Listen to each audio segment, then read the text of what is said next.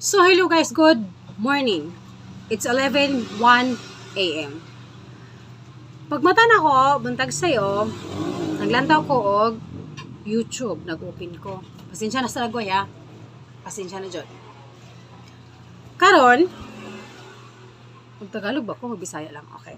Ngayon, nakita ko yung vlog ni Manong Epifanio.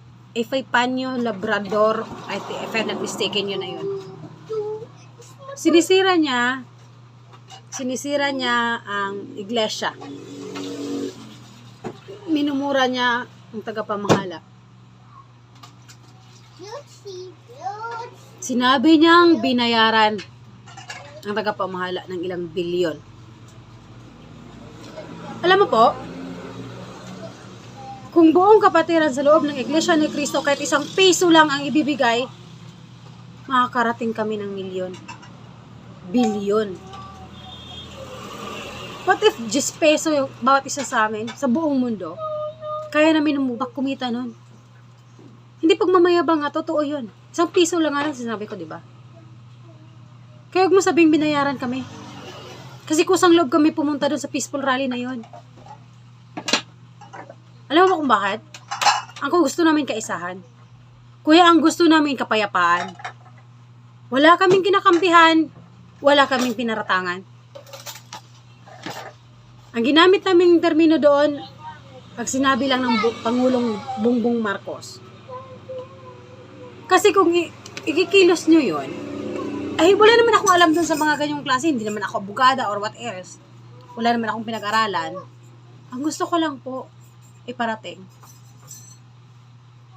Hindi po tama na sabihin nyo na yung tagapamahala namin tumanggap ng milyones o bilyones.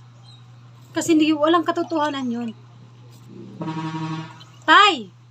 Angkol, Manong, anong tawag ko sa'yo? Hindi ko alam kung ano. Hindi ka dapat nirerespetuhin eh. Pero, yun ang tinuro sa amin ng tagapamahala eh. Mahalin ang kaaway. Kasi yung sino man ang nagtatanim ng galit sa kanyang kaaway, para na rin mamamatay tao. Pero, hindi ko tama yung ginagawa nyo eh. Parang pinapalabas ninyo. Hindi, parang pinalabas nyo talaga na binayaran kami. Wala ka namang ebidensya. Ilapag mo yung ebidensya mo dyan. Kasi kung hindi, magtago ka na. Kung wala kang mailapag, magtago ka na. Murahin mo na ang lahat, walang tagapamahalang pangkalahatan namin. Bubo ka.